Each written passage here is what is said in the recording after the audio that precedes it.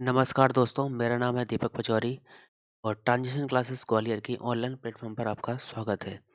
तो आज हम पढ़ने वाले हैं एक नया सब्जेक्ट जिसका नाम है हिंदी। तो ज़्यादातर आप लोगों ने देखा होगा कि हिंदी जो एग्ज़ाम है वो अलग-अलग कॉम्पिटिशन एग्ज़ाम्स में पूछा जाता है। तो उससे सारे संबंधित हम यहाँ पर थ्योरी कवर करेंगे हम इसमें और सारी न्यूमेरिकल जो उसमें पूछे जाते हैं वो सब कवर करेंगे। मेनली हम जो इसमें हिंदी में पढ़ने वाले हैं वो इसकी क्या है व्याकरण। तो व्याकरण के बारे में ग्रामर देखेंगे हम इसके बारे में यहाँ। तो चलिए हम शुरू करते हैं बिना किसी देर किए हुए। तो देखिए सबसे पहले हम देखते हैं यहाँ पर अक्षर। सबसे पहला कौन सा है? अक्षर। हमें मालूम है कि जो हिंदी है वो हिंदी एक भाषा है और कोई भी जो भाषा होती है वो अक्षर से मिलकर बनती है। सबसे बेसिक जो उसकी यूनिट होती है, सबसे बेसिक पार्ट जो रहता है वो कौन सा होता है? अक्षर।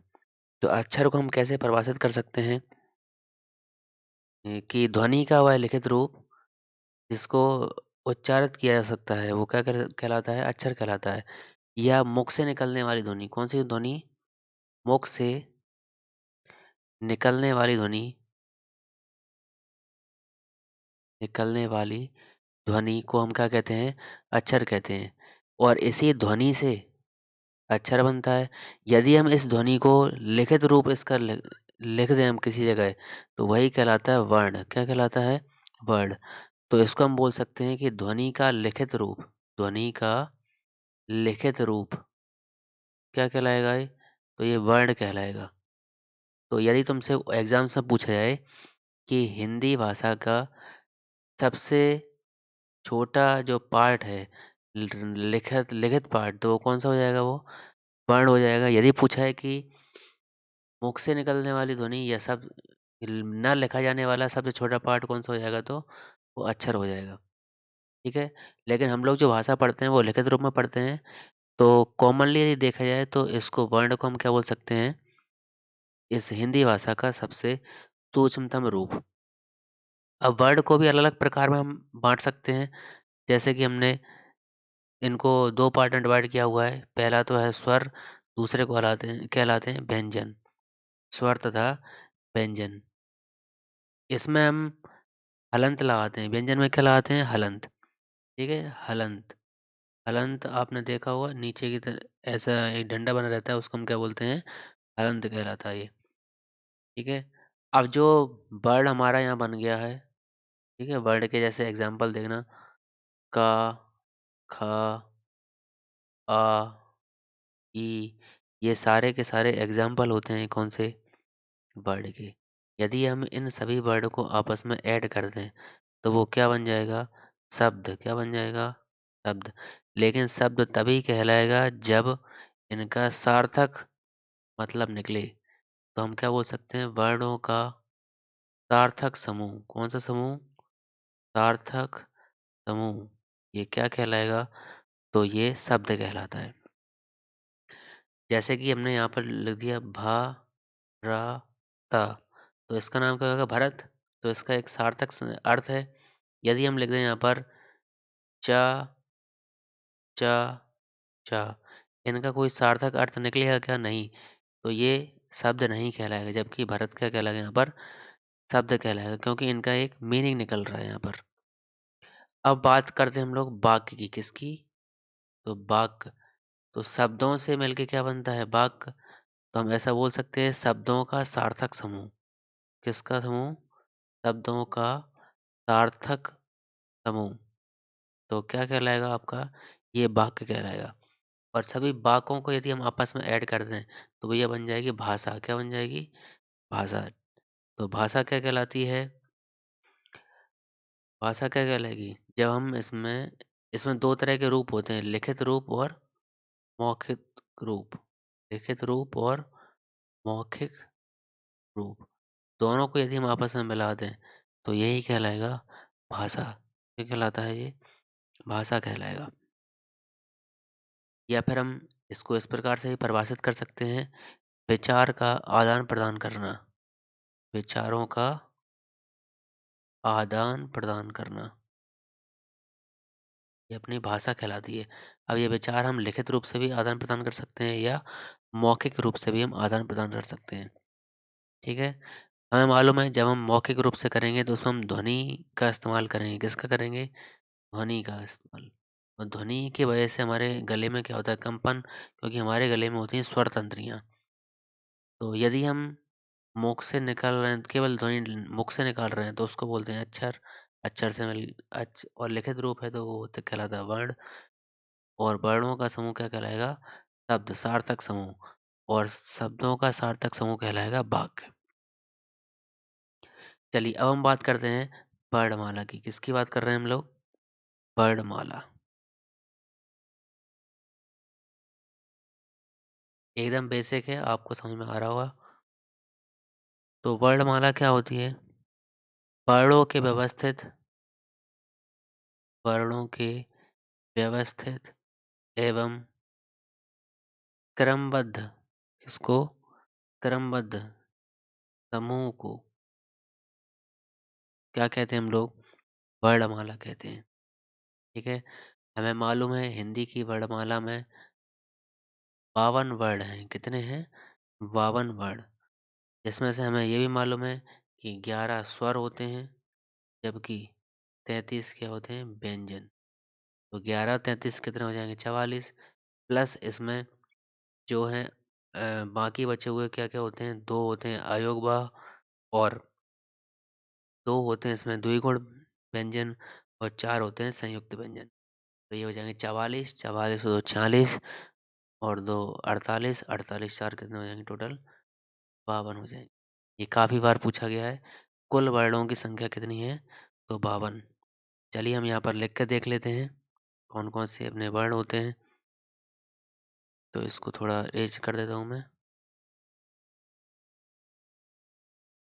चलिए, यहाँ पर हम लिखते हैं पहले आ, आ, इ, ई, उ, ऊ, ऋषि, ऋषि, ए, ए, ओ, औ, अम, अहा। तो ये आपके कहलाते हैं ये स्वर। कौन-कौन से? यहाँ तक। तो 1, 2, 3, 4, 5, 6, 7, 8, 9, 10, 11। तो ये 11 आपके क्या हो गए? स्वर। जिनमें से ये जो आपके अम और अ हैं, ये कहलाते हैं आपके अयोगवाह। क्या कहलाते हैं? अयोगवाह। अब हम बात करते हैं व्यंजन की। तो इसमें अलग-अलग ग्रुप होते हैं। एक तो का समूह होता है, एक होता है चा समूह, एक होता है टा समूह, ता समूह, पा समूह, या समूह। यहाँ पर थोड़ा स्पेस का अभाव है तो मैं नेक्स्ट पेज बना देता हूँ यहाँ। इधर बना लेते हैं हम लोग। का समूह, चा समूह, टा, ता, पा, या, ता, या कचड़तब भी बोल सकते हैं। क्या बोलते हैं? कचड़तब। का के इस समूह में कौन-कौन से वर्ड आते हैं? तो का, खा, का, खा, अं, चा, छा, झा, झा, ञ, टा, ठा, डा, ढा, ड़, ता, था, दा, ये सॉरी ये था है यहाँ पर। ता, था, दा, धा, ना, पा, फा, पा, भा, मा, या, रा, ला, वा, सा, सा, सा, हा। और फिर आपके आ जाएँगे यहाँ पर छ, त्र, ज्ञ, ज्ञ ज्ञानी का, और अंत में आ जाएगा आपका श्री ऋषि का, वो श्री रा बोलते हैं। तो देखिए ये तो आपके कहलाते हैं सारे के सारे व्यंजन। क्या कहलाते हैं? व्यंजन। और व्यंजन की संख्या कितनी है? 33, 33। और ये चारों के चारों कहलाते हैं संयुक्त व्यंजन। कौन से कहलाते हैं? संयुक्त व्यंजन। जिनकी संख्या कितनी है? 4। तो आपके बच गए हैं त्रिगुण व्यंजन। तो कौन कौन सा? तो डा और ढा, ये कहलाते हैं त्रिगुण। और इनकी संख्या होगी 2। तो टोटल अपने पास कितने हो गए? फिर से हम काउंट करते हैं। तो ये तो आपके हो गए 11, 11 और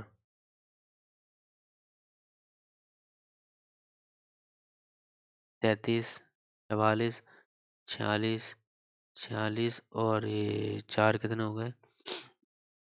50। और 2 अयोगबा यहाँ पर रह गए हैं। 2 अयोगबा तो वो हैं 52। चलिए हम नेक्स्ट बात करते हैं मात्रा की। मात्रा किसे कहते हैं? मात्रा क्या होती है?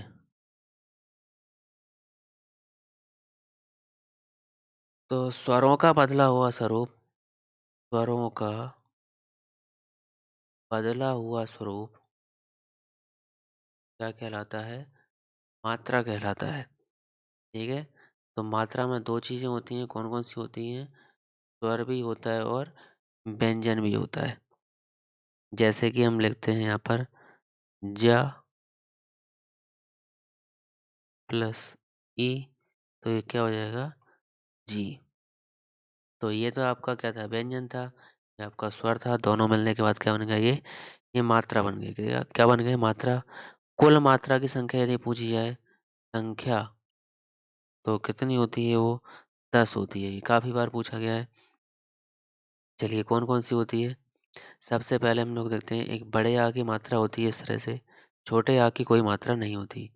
एक छोटी ई की मात्रा होती है, बड़ी ई की मात्रा, छोटा ऊ की मात्रा, बड़ा ऊ की मात्रा, उसके बाद ए की मात्रा, फिर आई की मात्रा, फिर आ जाएगी आपकी ओ की मात्रा, फिर औ की मात्रा। तो ये 1, 2, 3, 4, 5, 6, 7, 8, 9 और इसमें एक आती है ऋषि की मात्रा। यहीं पर ये रह गई यहाँ पर 6 नंबर पे कौन सी आती है? ऋषि की मात्रा। इसको मैं यहाँ अलग बना देता हूँ ताकि थोड़ा होच-पोच ना हो। तो ये है आपकी ऋषि की मात्रा। ये आ जाएगी आपकी 6 नंबर पे और इधर आ जाएगा आपका 7 नंबर, 8 और 10। तो ये 10 होती हैं आपकी मात्राएँ। तो अब हम बात करते हैं 12 खड़ी की। मात्रा और 12 खड़ी में क्या अंतर है? तो 12 खड़ी आप लोगों ने देखा होगा कि किस तरह से लिखी जाती है? 12 खड़ी। जैसे हम ये लिख के बताते हैं का, की, कू, कै, को, कौ और कं, कहा।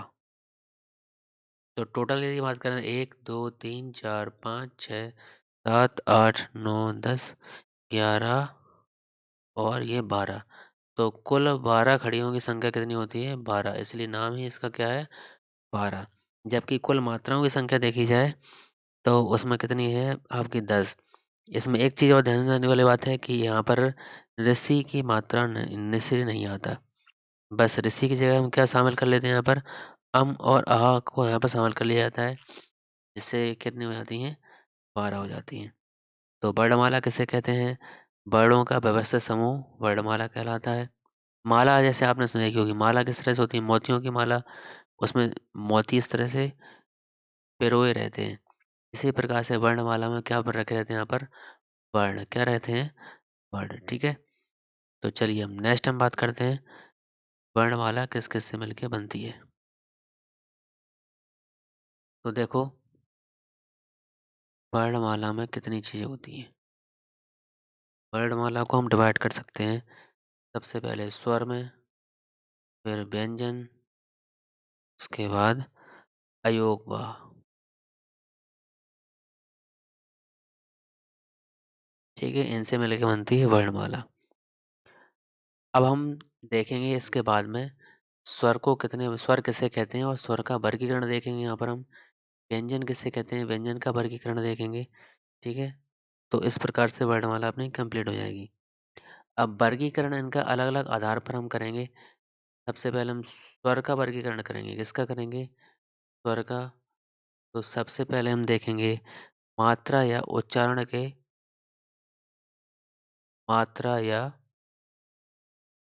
उच्चारण के आधार पर। दूसरा हम देखेंगे जिह्वा के आधार पर। जिह्वा अपनी किस प्रकार से मूव करती है, तो उसके आधार पर हम स्वर का वर्गीकरण देखेंगे। उसके बाद हम देखेंगे प्रयत्न के आधार पर। किसके आधार पर? प्रयत्न। उसके बाद हम देखेंगे ओष्ठाकृति, ओष्ठाकृति और फिर हम देखेंगे जाति के आधार पर और लास्ट में हम देखेंगे व्युत्पत्ति के आधार पर स्वरों का वर्गीकरण। इसी प्रकार से हम व्यंजन में देखेंगे तो व्यंजन में सबसे पहले हम कौन से देखेंगे? सामान्य वर्गीकरण। सामान्यतः व्यंजन कितने प्रकार के होते हैं?